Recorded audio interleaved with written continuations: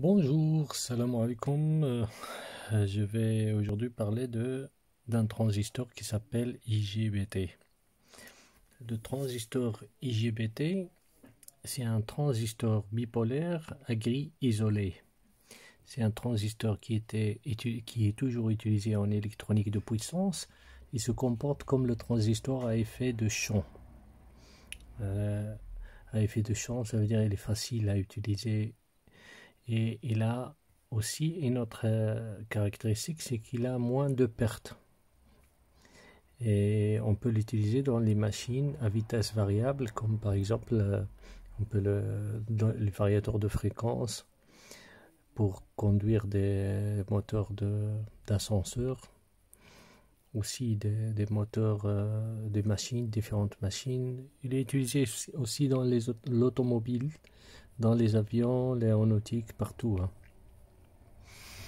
Il y a une chose importante à discuter sur ce transistor IGBT, c'est que le gate il est très sensible aux décharges électrostatiques.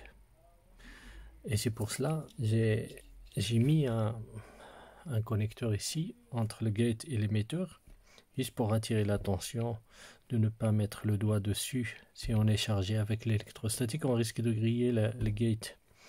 Et donc le transistor ne sera plus d'aucune utilité après. Donc voilà. Donc au départ, je vais parler de certaines limites à ne pas franchir. Donc ne pas dépasser la tension collecteur-émetteur qui est indiquée par le fabricant. Normalement, il y a un datasheet sur l'internet. Et aussi, il ne faut pas la dépasser d'une valeur VGIS. Normalement, pour le transistor, celui-là, ce micron, j'ai cherché le VGIS, c'est plus ou moins 20 volts. Plus ou moins 20 volts.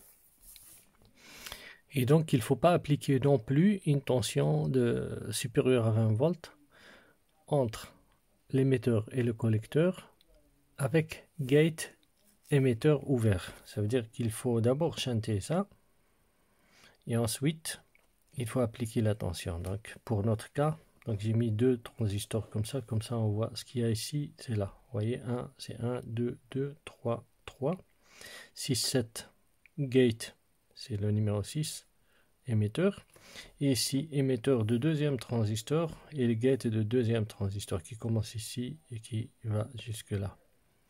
Donc pour cet émetteur, pour ce transistor le deuxième, donc comme vous voyez ici, donc ça c'est l'émetteur qui est connecté avec le 1 et le collecteur il est connecté avec le 3. Le gate il est branché sur le numéro 4. Pour celui-là le gate il est branché sur le numéro 6. L'émetteur sur 2 et le collecteur sur 1.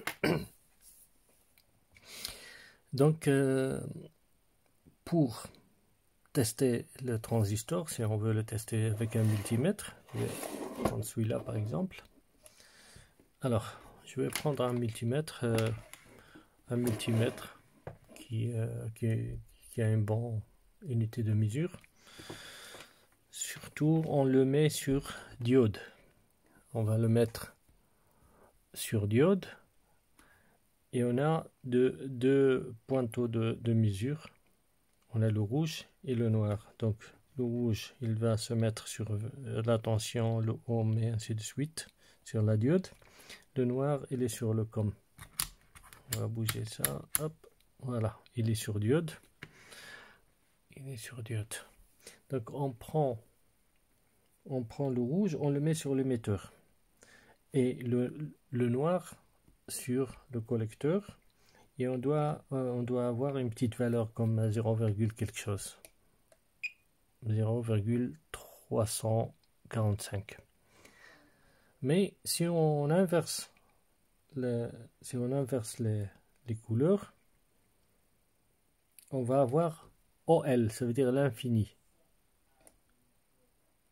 Voilà, OL, ça ne change pas. Donc je vais mettre ça à côté, comme ça on peut toujours voir, on peut toujours suivre.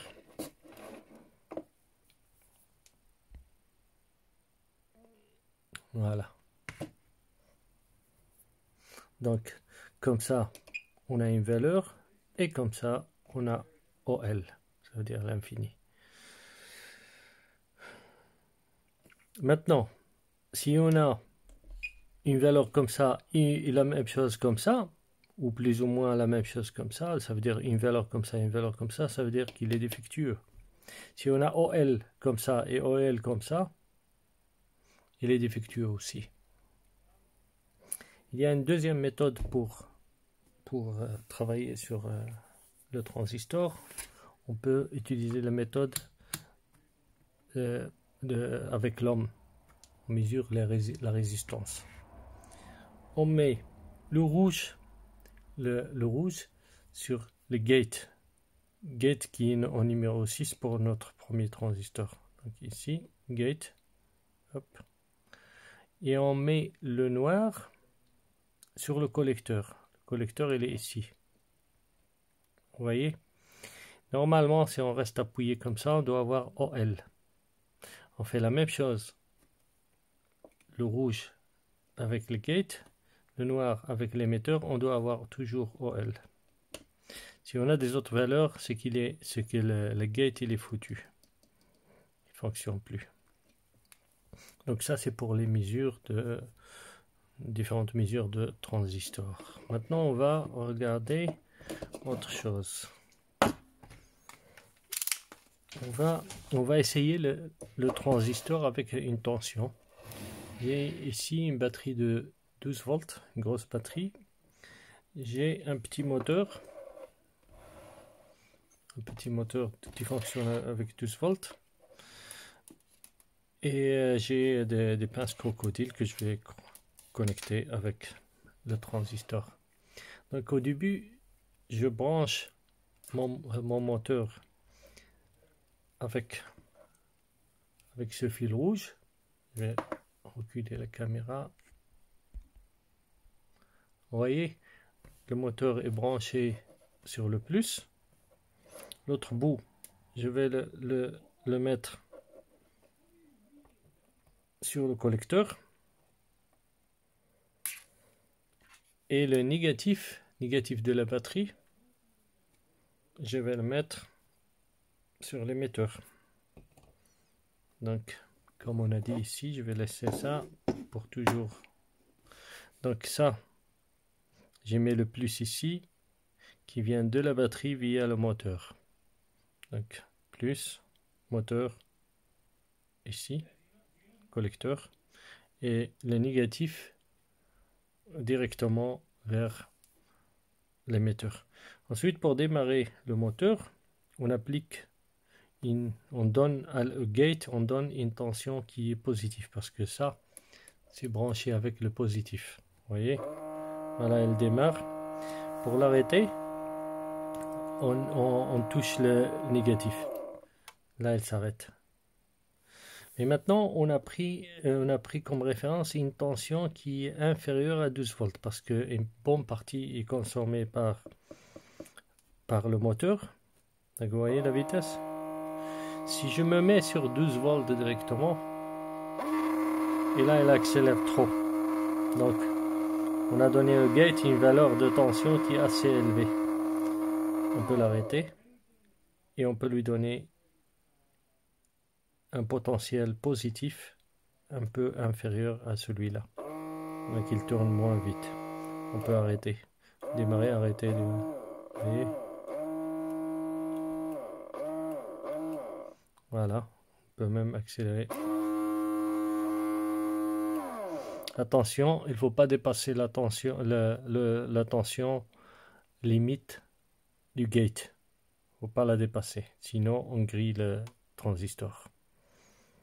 Aussi. Voilà, ça c'est une petite explication pour le transistor IGBT. C'est le transistor bipolaire à grille isolée. Merci d'avoir suivi l'explication. À bientôt.